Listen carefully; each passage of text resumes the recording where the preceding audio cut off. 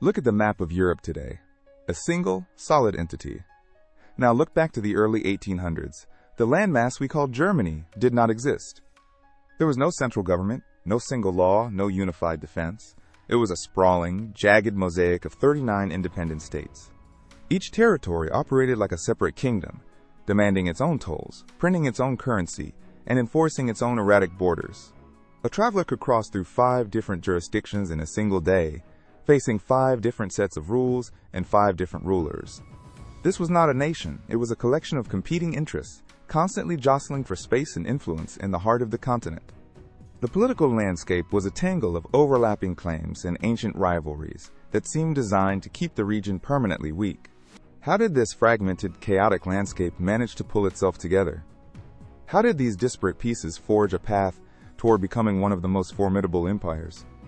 The answer lies in the friction of this very division, where the pressure of survival forced a transformation. We begin here, in the shadow of a map. The catalyst for change arrived not from within, but from the thunder of French artillery. Napoleon Bonaparte swept across the landscape, shattering the archaic structures that had held the region in stasis for centuries. He did not merely conquer, he dismantled. The Holy Roman Empire, a sprawling relic of medieval governance, vanished under the weight of his march. With its collapse, the old hierarchies dissolved, leaving a sudden, terrifying vacuum of power. Yet, in the wreckage of these fallen principalities, something unexpected took root. For the first time, the people living across these disparate territories faced a common adversary. They shared the same occupation, the same taxes, and the same struggle for survival. The experience of being governed by a foreign hand stripped away the local loyalties. As the French administration imposed a uniform code and centralized bureaucracy, it inadvertently taught the population the efficiency of unity. The fire that Napoleon brought to burn the old order down had, in the process, forged the first glowing links of a collective German identity. When the smoke cleared and the diplomats gathered in Vienna, their primary goal was simple: turn back the clock. They sought to restore the balance of power that existed before the French expansion, effectively stitching the shattered map back together. The Congress of Vienna established the German Confederation, a loose association of 39 sovereign states designed to maintain peace through collective security. On paper, it was a masterpiece of diplomatic engineering. In practice, it was a fragile cage. The leaders of these states were granted absolute authority over their own borders, laws, and internal affairs, ensuring that they remained politically isolated. The Confederation functioned as a defensive shell, yet it lacked the central executive power to act as a single nation. By forcing these territories into a rigid, artificial framework, the Congress created a pressure cooker. The stage was set for a struggle between the old guard and a rising tide of collective ambition.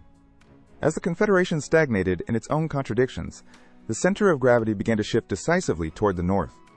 The Kingdom of Prussia, once a peripheral player, began to assert its influence with a cold, calculated efficiency.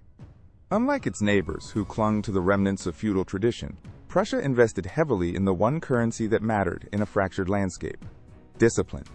The Prussian military was transformed into a machine of clockwork precision, where every officer was trained in a standardized doctrine. This was not merely a defensive force, it was a statement of intent. The smaller states watched with mounting unease. Berlin began to standardize its administrative reach, effectively turning its sovereign territory into a laboratory for centralized governance. Prussia's leadership did not wait for an invitation to lead. They simply outpaced the competition. They cultivated a culture of meritocracy. By the middle of the century, the balance of power had been irrevocably tilted. Prussia was now the gravitational force. While the military provided the muscle, the true engine of Prussian dominance was forged in the heat of the furnace.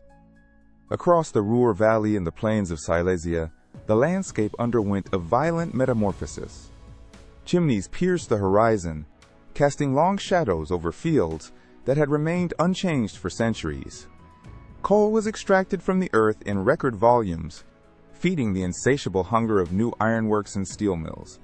This was the birth of a modern industrial machine. Factories operated on a scale previously unimaginable, churning out the raw materials that would eventually bind a nation together. The economic output of Prussia surged, dwarfing the artisanal production of its southern neighbors.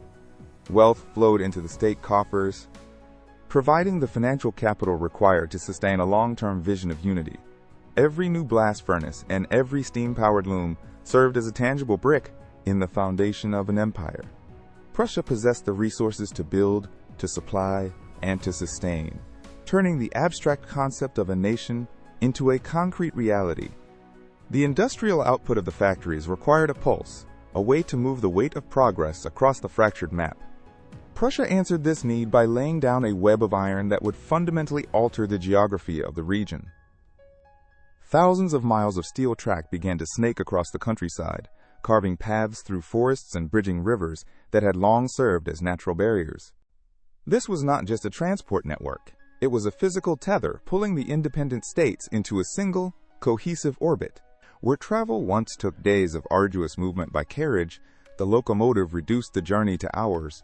Markets that were previously isolated by distance and local tariffs suddenly found themselves within reach of one another.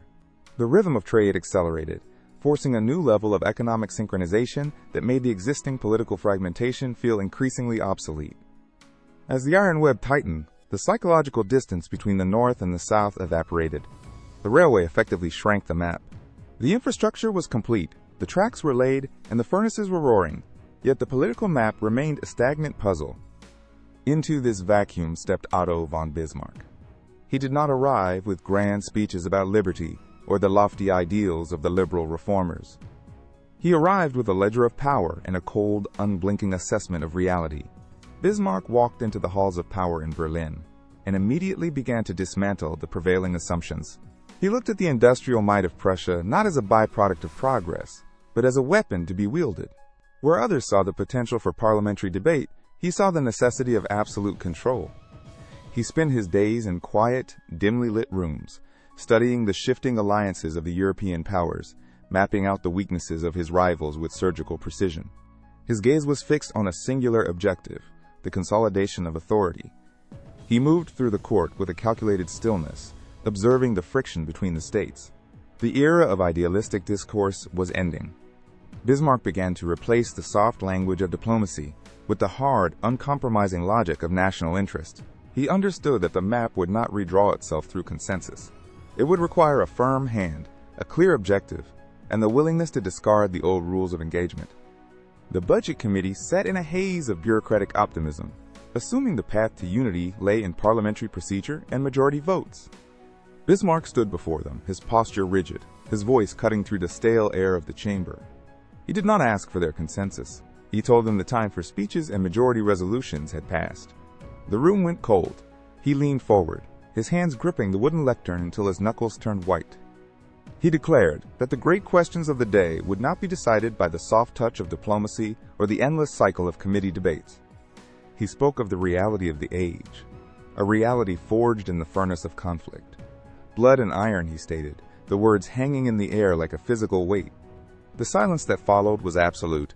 Pens stopped scratching across parchment. The members of the assembly stared, caught between disbelief and a dawning, sharp realization. The liberal establishment had expected a partner in negotiation. They found instead a master of force.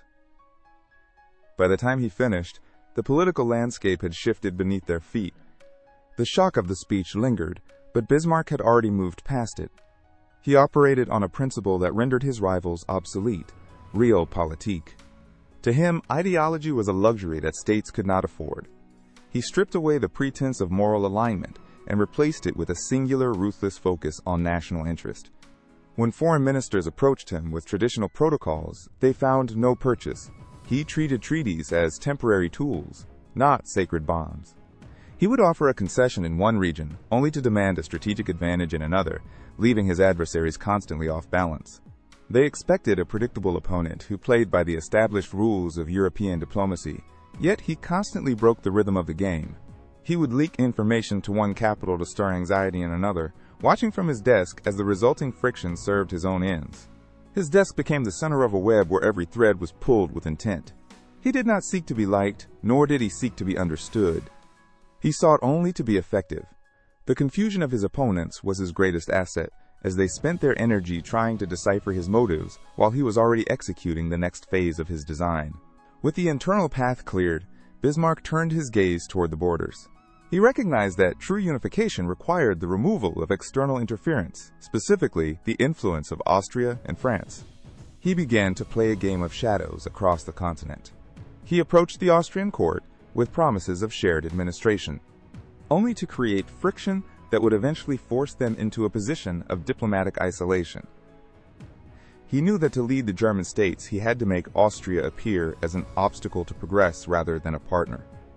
Simultaneously, he turned his attention to Paris. He fed the French leadership just enough information to keep them neutral, while he prepared his military for the inevitable. He played on their insecurities, whispering of potential gains in the south while secretly building the infrastructure for a unified north. He was not merely negotiating, he was dismantling the existing power structure piece by piece. The true work happened in the silence between official meetings. Bismarck maintained a network of couriers who moved through the continent like ghosts, carrying letters sealed with heavy, dark wax. These documents were not meant for public consumption. They were the blueprints of a new order. He drafted agreements that promised territorial guarantees to minor states, provided they pledged their military support to Prussia in the event of a crisis. He kept these pacts hidden, ensuring that no foreign ministry could account for the true strength of his coalition. In one instance, a courier was intercepted near the border, but the document he carried was written in a cipher so complex that the opposing intelligence officers spent weeks chasing ghosts while the real alliance was already being finalized elsewhere. Bismarck thrived on this layered deception. He would draft a treaty with one hand while preparing to... The fragile peace between Prussia and Austria began to fracture under the weight of competing ambitions. Both powers claimed the right to lead the German states, but their visions for the future were fundamentally incompatible. In Vienna, the imperial court viewed Prussia as a disruptive upstart, while in Berlin, the leadership saw Austria as a relic of a dying order. The tension escalated during a series of administrative disputes over the governance of shared territories. Every meeting became a battleground of protocol and pride. Bismarck pushed the boundaries, deliberately challenging Austrian authority in the north to gauge their reaction. He forced them into a corner where they had to either concede their influence or defend their position with force. The situation reached a breaking point when a proposed reform of the German Confederation was rejected by the Austrian delegates in a public display of defiance.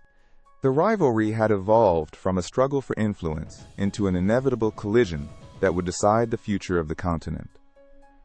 With the path to conflict cleared, Bismarck pivoted his strategy to win the court of public opinion. He framed the Prussian agenda not as an expansion of power, but as the only viable shield against foreign interference. He circulated pamphlets and dispatches that highlighted the vulnerability of the smaller northern states, painting Austria as a distant, indifferent ruler. The message resonated. In the halls of the smaller principalities, the fear of being left isolated began to outweigh the tradition of loyalty. Bismarck offered these states a clear choice: remain tethered to a fading past, or align with a modern industrializing force. The turning point arrived when the representative of a key northern territory publicly declared that his state would no longer follow Austria. One by one, local leaders began to send envoys to Berlin, seeking guarantees and military protection. By positioning himself as the sole protector of German interests, Bismarck effectively hollowed out the Austrian sphere of influence from within. While the diplomats argued, the Prussian military machine underwent a silent, radical transformation. The focus shifted from traditional infantry tactics to a system defined by speed, precision, and technological superiority. General staff officers overhauled the mobilization process, utilizing the expanding railway network to move entire divisions with unprecedented efficiency. Every regiment was subjected to rigorous, standardized training, ensuring that the command structure remained fluid even under the chaos of combat. The most critical innovation was the widespread adoption of the breech-loading needle gun. This weapon allowed soldiers to fire from a prone position and reload at 3 times the speed of their counterparts, fundamentally changing the lethality of the battlefield. The Prussian military was no longer a collection of feudal levies. It was a modern, industrial-age force designed for decisive, rapid victory. The army stood ready, a coiled spring of steel and discipline, waiting for the single spark that would ignite the fires of unification. Beyond the barracks and the government offices, a different kind of pressure began to build. The idea of a single, unified nation, once confined to intellectual circles, ignited the streets. Trade guilds, student unions, and local merchant associations started to organize, demanding the removal of internal tariffs and the creation of a common market. They saw the fragmented borders as a barrier to prosperity and a source of national weakness. In city squares, public debates turned into rallies where speakers called for an end to the petty rivalries. This was not a top-down decree. It was a surge of nationalist fervor that bubbled up from the bottom. People began to identify less with their local prince and more with the concept of a shared German identity. The press amplified these sentiments, publishing editorials that mocked the inefficiency of the old system and championed the strength of a collective future. Local leaders found themselves in a precarious position. To ignore the public demand was to risk unrest, yet to embrace it meant surrendering their own autonomy. The atmosphere in the markets and taverns grew heavy with expectation. The common people were no longer content to be subjects of a dozen different rulers. They wanted a single flag and a single destiny. This growing consensus provided the political cover needed for the next phase of the Unification project, as the movement for unity became a tide that no single ruler could hold back. The test came in 1864, when Denmark attempted to integrate the duchies of Schleswig and Holstein. Prussia and Austria moved in unison to block the move. It was a calculated demonstration of force, designed to prove that the German powers could act as a single, decisive entity. The conflict was brief. The Prussian military, utilizing the new mobilization protocols and superior weaponry, overwhelmed the Danish defenses within months. Victory was swift, but the aftermath revealed the deep cracks in the alliance. The two victors assumed joint administration over the conquered territories, a decision that quickly devolved into a bureaucratic nightmare. Prussia sought to control the regions directly, while Austria favored a more decentralized approach. Every administrative meeting became a battleground of conflicting interests. The shared victory, intended to solidify cooperation, instead became the primary source of friction. Prussia used the administrative deadlock to highlight the inefficiency of the Austrian model, while Austria viewed the Prussian demands as a blatant power grab. The alliance was fraying, and the tension in the halls of power signaled that the next conflict would not be against a foreign enemy, but between the two giants.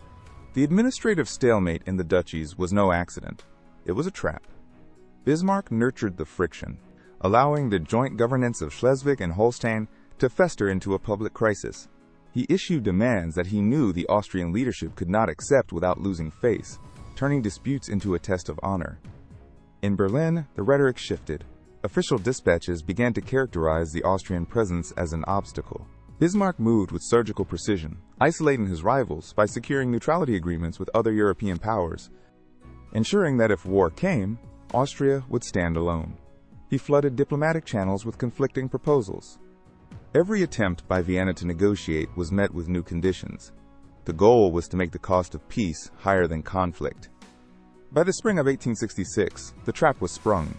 The two powers were locked on a collision course that only the battlefield could resolve. The final dispatches were sent, but they were never meant to be read. In the quiet of the Prussian War Office, the order was signed, and the machinery of state shifted gears. Across the railway network, the rhythm of civilian commerce vanished, replaced by the relentless, rhythmic clatter of heavy transport trains. Thousands of men left their fields and workshops, converging on assembly points under a sky that seemed to hold its breath. The border between the northern and southern states, once a mere line on a map, became a fortified barrier of steel and coal. Artillery batteries were hauled into position, their wheels sinking into the soft mud of the frontier. The atmosphere grew thick with the weight of what was coming. This was not a war against a foreign invader, but a brothers' war, a brutal reckoning between two powers that shared a language, a history, and a crown. In the villages near the border, the sound of marching boots replaced the morning bells. Every movement was deliberate, every preparation final. The air carried the scent of wet earth and grease, a cold reminder that the time for words had passed. As the sun dipped below the horizon, the long lines of infantry stretched into the darkness. The war did not last years, it lasted weeks. Prussian forces utilized their railway network to move divisions with a speed that left the Austrian command paralyzed. In the fields of Bohemia, the two armies finally collided. The Austrian infantry relied on traditional bayonet charges, but they were met with the rapid-fire capability of the Prussian needle gun. The difference was absolute. Prussian soldiers could reload while prone, maintaining a constant volume of fire that shattered the advancing lines before they could close the distance. Artillery batteries were repositioned with mechanical efficiency, raining shells upon the Austrian flanks with devastating accuracy. By the time the decisive clash at Königgrätz occurred, the outcome was already written in the smoke and the broken formations.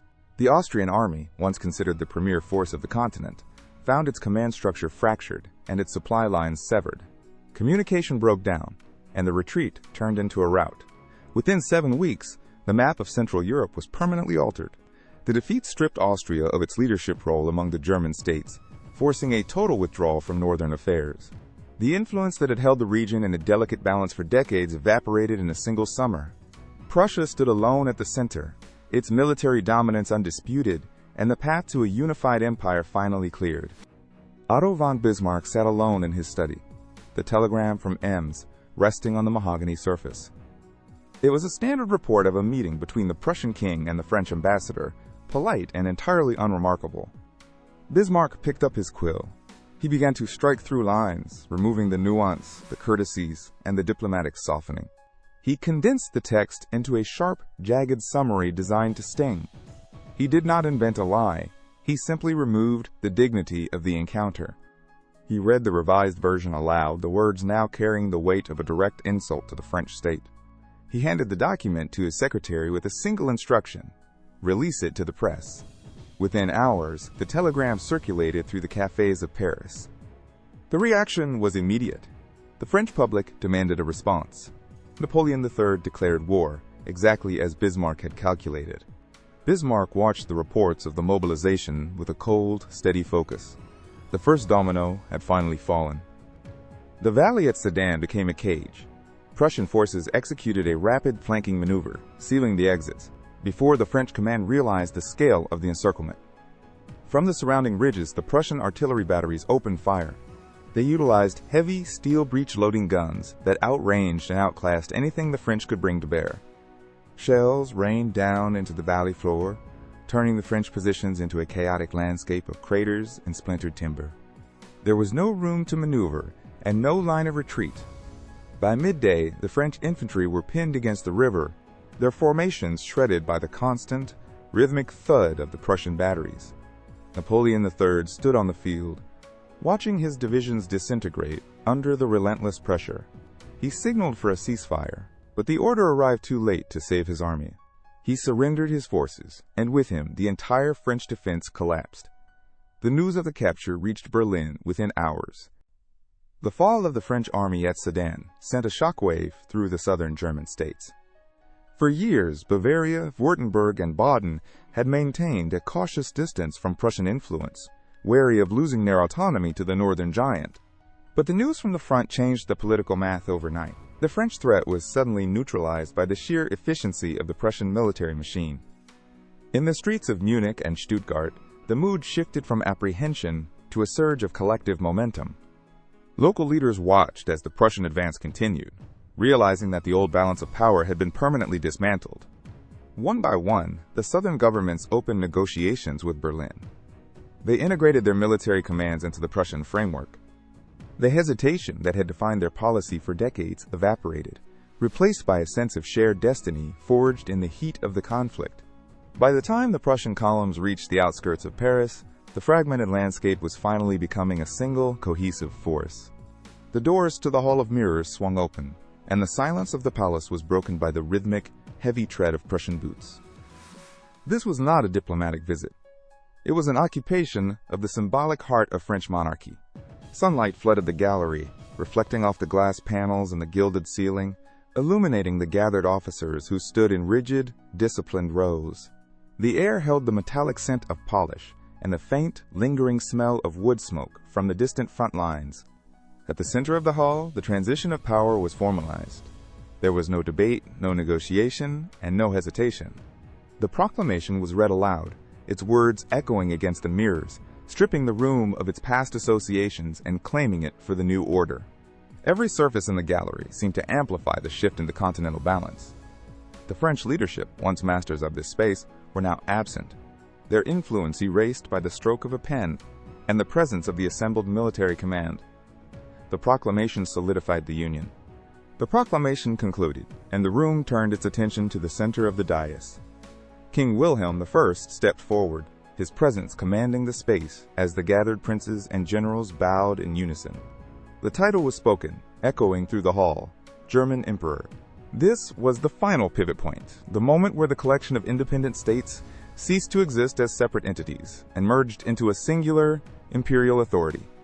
The tension that had defined the German lands for centuries snapped, replaced by the rigid hierarchy of the new throne. Outside the palace, the news traveled by telegraph, racing across the continent. On the desks of mapmakers and strategists, the lines that had once separated Bavaria from Prussia, or Saxony from Baden, began to fade. The borders dissolved, replaced by a single, formidable block of color that stretched from the Baltic to the Alps. This was no longer a loose confederation of local interests. It was a centralized, industrial, and military giant.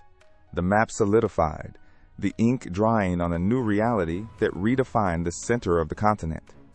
The fragmented Mosaic was gone, replaced by a unified power that stood ready to project its will across the borders of its neighbors. The transformation was complete. The news did not arrive as a whisper. It struck the capitals of Europe like a physical blow. In London, the telegraph offices remained active long into the night, the constant tapping of keys, the only sound in rooms filled with men staring at the latest reports. In St. Petersburg, the imperial court fell into a sudden, uncharacteristic quiet, the usual chatter of diplomats replaced by the rustle of maps being pulled from shelves. The balance of power, once a delicate web of shifting alliances, had been torn apart. Foreign ministers stood by their windows, watching the streets, realizing that the center of the continent had hardened into something they could no longer manipulate. The old assumptions of a fragmented, manageable German landscape were gone. In their place stood a singular, massive entity that commanded the heart of Europe. Every cabinet meeting that followed was marked by a new, sharp urgency. Pens hovered over documents, then stopped. The silence that gripped the halls of power was not one of peace, but of profound, calculated assessment. The ink on the treaties had barely dried before the transformation of the German landscape accelerated into a blur of activity. Across the Ruhr and the Rhineland, the sky darkened with the soot of thousands of new furnaces.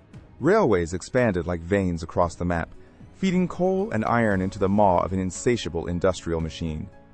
Shipyards along the northern coast hummed with the constant ring of hammers, turning out steel hulls at a pace that defied the previous decade.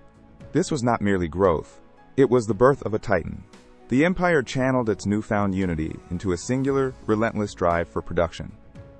Every factory floor became a testament to the new order, churning out the components of a modern military force. The neighbors of this new giant watched the output with growing alarm. In Paris, the government increased its military budget by 30%. The era of quiet diplomacy was over, replaced by the heavy, rhythmic thud of industrial mobilization. The heavy ink of the 1871 maps begins to blur, the sharp lines of the old borders softening like smoke in a breeze. Beneath the faded parchment, the Earth emerges in vivid detail, a high-resolution satellite view of the continent as it exists today. The forests and rivers remain, but the landscape is now woven with the glowing, intricate web of modern infrastructure. Where coal furnaces once belched soot into the sky, vast networks of high-speed rail and sprawling industrial parks now pulse. The blood and iron of the 19th century did not vanish. They hardened into the structural foundation of the contemporary German state. Look closely at the map, and the old industrial centers of the Ruhr and the Rhineland remain the beating heart of the nation's output. The power that Bismarck harnessed to forge a nation has evolved, shifting from steam and steel to precision engineering and global trade. This is the legacy of that unification, a powerhouse that commands the center of Europe through its industrial and technological presence. The unification of 1871 was never intended to be a final destination.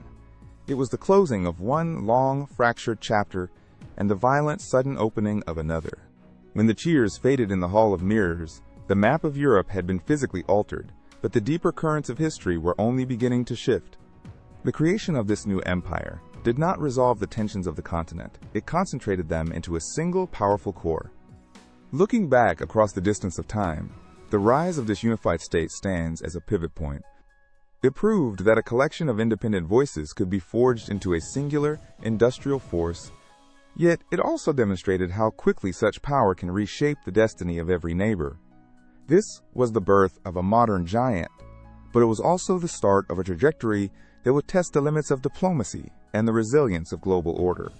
The legacy of those years is not found in the borders that were drawn or the treaties that were signed, but in the realization that the world changed irrevocably the moment those states became one. The unification was not the end of the story. It was the catalyst for everything that followed, a reminder that the architecture of our present is built upon the shifting, often unpredictable foundations of the past. History does not stop at the map. It continues to move, shaped by the momentum of the choices made long ago.